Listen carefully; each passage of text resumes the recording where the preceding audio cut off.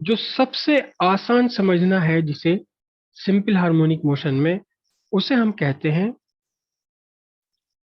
Simple pendulum.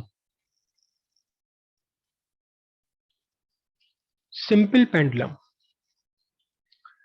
अब ये simple pendulum है क्या? बहुत सिंपल सी बात है। आपने एक धागे में बांधकर किसी कंकड़ पत्थर को अपने हाथ में रखा और उसे मोशन देना शुरू कर दिया, टू एंड फ्रो। बस ये सिंपल पेंडुलम बन गया। एक रिजिड सपोर्ट है, रिजिड सपोर्ट है।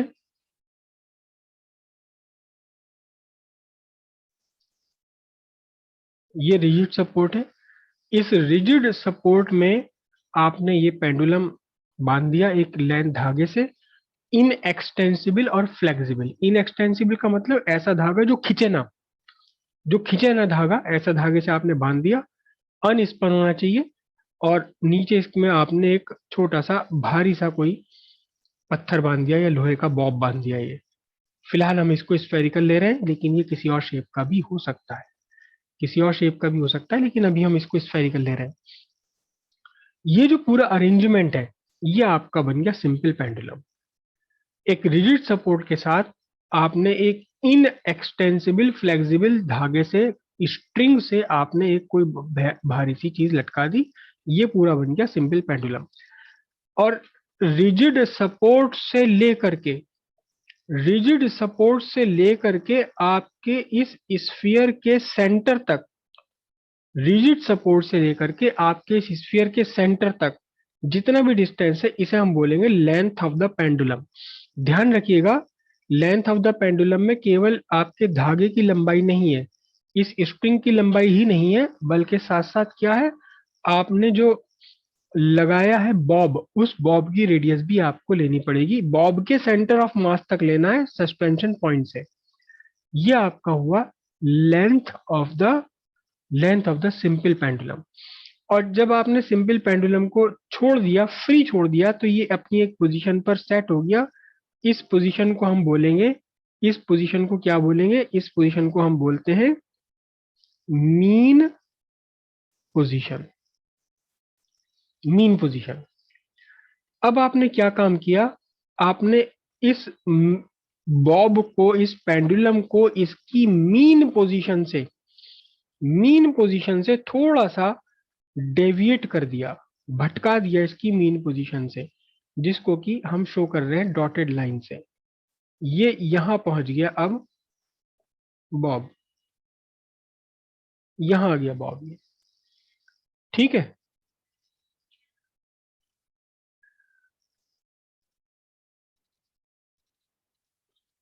ये अब बन गया अपनी पोजीशन ए पर। पोजीशन ए पर बॉब आ गया है। ठीक है। कितना आपने डिस्प्लेस कर दिया ऐसे, आपके नोट्स के हिसाब से लिखूं मैं वाई। वाई लिखा हुआ है। आपने कितना डिस्प्लेस कर दिया इसे, इसे आपने यहां से डिस्प्लेस कर दिया वाई। हम ये मानकर चलेंगे कि इतना छोटा सा डिस्प्लेसमेंट है कि ये वाई आपकी एक स्ट्रेट लाइन है। स्ट्रेट लाइन है ये। ठीक है। अब बहुत ध्यान से देखिएगा इस पर कितने फोर्सेस काम कर रहे हैं। सबसे पहली फोर्स जो हमेशा हर बॉडी पे काम करती है, vertically downwards. Vertically downwards. Weight of the bob M G. Weight of the bob M G vertically downwards act कर रहा है यहाँ। Weight of the bob M G. उसके साथ साथ, क्योंकि ये स्ट्रिंग है, स्ट्रिंग बंधा हुआ है रिजिड सपोर्ट के साथ, तो यहां काम कर रहा है एक रिजिड सपोर्ट की तरफ को tension of the string. Tension T. Tension T है रिजिड सपोर्ट की तरफ को। ध्यान से देखिएगा कि ये रिजिड सपोर्ट की तरफ को टेंशन, और जो वेट है downward, vertical downward, they are not along the same straight line. एक ही स्ट्रेट लाइन पर नहीं है, थोड़े से अलग अलग है। तो अब हम इसकी नेट फोर्स फाइंड करने के लिए हम रिजॉल्व करेंगे mg को। mg को दो कंपोनेंट में रिजॉल्व करते हैं। यहां देखिए, ये एंगल बना है थीटा, और हमें याद रखना है कि हम जो डेरिवेशंस कर रहे हैं उसके लिए ये थीटा बस 4-5 डिग्री तक होना चाहिए, इससे बड़ा नहीं। 4-5 डिग्री से ज्यादा का बड़ा अगर हो गया तो फिर ये वाली डेरिवेशंस काम नहीं करेंगे जो अब हम कर रहे हैं। थीटा है, तो अब इस एम जी को देखिए, रिजॉल्व कर रहा हूं मैं, रेड पेन से रिजॉल्व कर लेता हूँ इस एम जी को। एक कंपोनेंट एम जी का आ गया exactly opposite to the tension. जो टेंशन वाली लाइन है इसके ठीक सामने ये बन गया एक कंपोनेंट एम जी का, अपोजिट टू द टेंशन, और दूसरा कंपोनेंट इस पहले वाले कंपोनेंट के परपेंडिकुलर। ठीक है। और आपको पहले भी बताया था कि जब आप रेक्टेंगुलर कंपोनेंट करते हैं तो आपके इन तीनों से मिल करके एक बढ़िया प्यारा ओरिजिनल कंपनी का रेक्टेंगल बनना चाहिए। अगर ये रेक्टेंगल पूरा नहीं हो रहा तो ये आपने कंपोनेंट्स गलत बनाए। एंगल आपका ये बन गया, वर्टिकल के साथ में कितना एंगल बन जाएगा, ये थीटा एंगल बन जाएगा। कॉरस्पॉन्डिंग एंगल आ रहे हैं दोनों, क्योंकि आपकी ये मैं इस पॉइंट को यहां लिख देता हूं S. S O, S O भी वर्टिकल लाइन है, और ये जो एम जी है ये भी वर्टिकल लाइन है, और इनको एक इंक्लाइन लाइन कट कर रही है, तो दोनों एंगल आपके थीटा हो गए। अब ये कौन सा कंपोनेंट बना, ये वाला कौन सा कंपोनेंट बना, ये कंपोनेंट जो थीटा के साथ बना हुआ कंपोनेंट होता है, ये कॉस कंपोनेंट है, तो ये बन गया आपका क्या, इसको मैं यहाँ इसके सामने लिख देता हूँ, यहाँ लिख देता हूँ ये कंपोनेंट बना एम जी कॉस थीटा। ठीक है।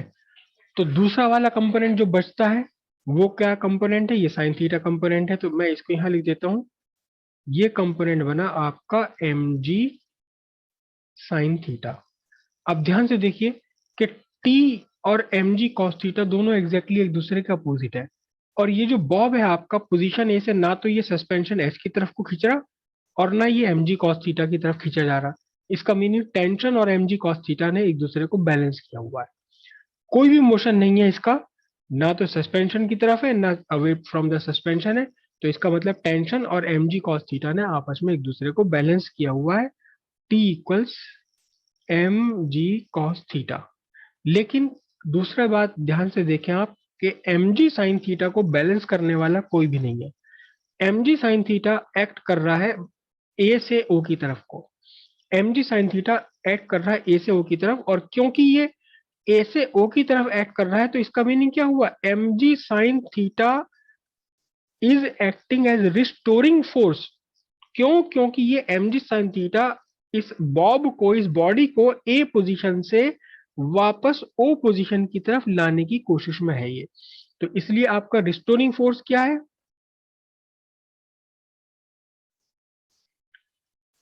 रिस्टोरिंग फोर्स कितना है, minus M G sine theta. अब मैंने माइनस क्यों टिका दिया, ये माइनस क्यों टिका दिया, माइनस इसलिए टिका दिया, क्यों, क्योंकि ये y के अपोजिट डायरेक्शन में, देखिए आपने डिस्प्लेसमेंट कहां से कहां दिया, आपने डिस्प्लेसमेंट दिया o से a की डायरेक्शन में, डिस्प्लेसमेंट कहां से कहां दिया, o से a की डायरेक्शन में। लेकिन अब ये फोर्स कहां लग रही है, फोर्स लग रही है a से अपोजिट a o की डायरेक्शन में, तो इसलिए मैंने क्या लगा दिया है, निगेटिव लगा दिया। रिस्टोरिंग फोर्स ये हुई acceleration, acceleration is equal to क्या होता है, फोर्स अपॉन मास। तो एक्सेलरेशन कितना हुआ, माइनस जी साइन थीटा, एम से एम कट गया, मास से मास कट गया, एक्सेलरेशन बना जी साइन थीटा, एक्सेलरेशन बना क्या, जी साइन थीटा। अब साइन थीटा की वैल्यू को यहां हम सब्स्टिट्यूट कर सकते हैं, क्या सब्स्टिट्यूट कर सकते हैं, देखो जरा ध्यान से, बहुत ध्यान से देखिए, ये आपका एक ट्राइंगल बन गया, कौन सा ट्राइंगल बन गया, ट्राइंगल एस ओ ए, एस ओ ए एक ट्राइंगल बन गया यहाँ, और इस ट्राइंगल में साइन थीटा होता है opposite side upon hypotenuse, opposite side ये रही आपकी, और यहाँ आपका 90 डिग्री बन रहा है, अप्रोक्सीमेटली 90 डिग्री बना हुआ है, नॉट एग्जैक्टली 90 डिग्री, इसीलिए हमने कहा कि थीटा की वैल्यू बहुत बड़ी नहीं है, 4-5 डिग्री है बस, 3-4-5 डिग्री तक। तो ये राइट एंगल बन रहा है। अब आपका साइन थीटा क्या बनेगा, अपोजिट साइड कौन सी है, ए ओ, और हाइपोटेन्यूज का क्या है, एस ओ। तो फिर साइन थीटा क्या बना, in triangle S A O, sine theta opposite side कौन सी, AO अपॉन हाइपोटेन्यूज SO। तो क्या बना ये, sine theta is equal to what is AO, what is AO, AO is Y और SO कितना है L। तो अब यहां सब्स्टिट्यूट कर दें हम साइन थीटा की value, then acceleration equals minus G Y by L, minus G Y by L, ये आपका एक्सेलरेशन निकल कर आया। अब ध्यान से देखिएगा, ध्यान से देखिएगा, since G and L are constant, G नहीं बदलता, एल भी नहीं बदल रहा, पोजीशन कुछ भी रहे, तो सिंपल सी बात है, acceleration directly proportional to minus Y. Acceleration displacement के डायरेक्टली प्रोपोर्शनल है और डिस्प्लेसमेंट के अपोजिट डायरेक्शन में है। डिस्प्लेसमेंट के डायरेक्टली प्रोपोर्शनल भी है और डिस्प्लेसमेंट के अपोजिट डायरेक्शन में भी है। तो फिर क्या हुआ, तो फिर हम सीधे सीधे कह सकते हैं, हेंस मोशन ऑफ बॉब या pendulum is simple harmonic motion. Simple सी बात है, क्योंकि displacement directly proportional to, oh sorry, acceleration directly proportional to displacement है और अपोजिट डायरेक्शन में निगेटिव भी आ रहा है इसके अंदर, तो इसका सीधा मतलब है कि जो भी ये बॉडी है, बॉब है, बॉब समझ रहे हो क्या है, बॉब, बॉब जो वर्ड मैं यूज कर रहा हूं, जो आपने यहाँ धागे से बांधा है, अक्सर ये गोल्ड होता है, कंचे के जैसा स्ट्रक्चर लोहे का, इसे हम बॉब बोल देते हैं। आप कुछ भी बांध सकते हो, जरूरी नहीं कि वही बांधो। तो जो भी है ये, इसका acceleration directly proportional to displacement है और अपोजिट टू डिस्प्लेसमेंट है, and hence the motion of bob या the motion of pendulum is simple harmonic motion. अब एक बार जैसे ही आपने सिंपल हार्मोनिक मोशन कर दिया, तो आप कह सकते हैं in simple harmonic motion acceleration, acceleration होता है, पहले ही हमने ये बात फाइंड कर रखी है, एक्सेलरेशन होता है माइनस ओमेगा स्क्वायर वाई, जो हमने कहाँ से फाइंड किया था, रेफरेंस सर्किल से। तो ये भी एक्सेलरेशन है और ये भी एक्सेलरेशन है, दोनों ही एक्सेलरेशन है, तो इन दोनों एक्सेलरेशन को हम इक्वल कर दें।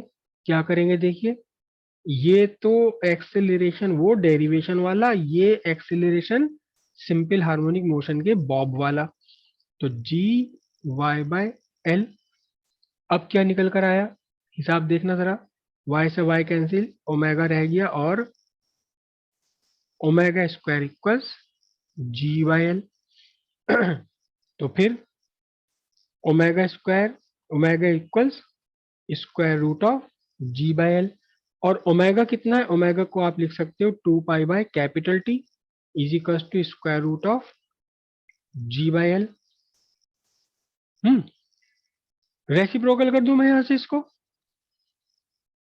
टी, तो इधर क्या चला जाएगा, इधर ये बन जाएगा आपका L by G square root के अंदर, और फिर जब अपॉन में 2 पाई आएगा, 2 पाई को मैं दूसरी तरफ ले जाता हूं, तो ये बन गया 2 pi square root L by जी।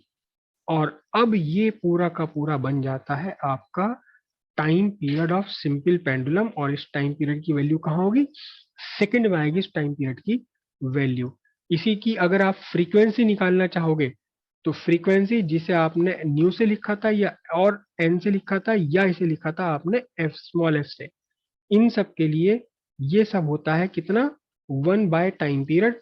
तो फिर फ्रीक्वेंसी न्यू या एफ या एन इज इक्वल टू आपका क्या बन जाएगा, इसका रेसिप्रोकल ले लीजिए, 1 by 2 pi square root G by L hertz, hertz या पर सेकेंड, ऑसिलेशंस पर सेकेंड, वाइब्रेशन पर सेकेंड, ये सब आपकी क्या बन जाती है, फ्रीक्वेंसी बन जाती है।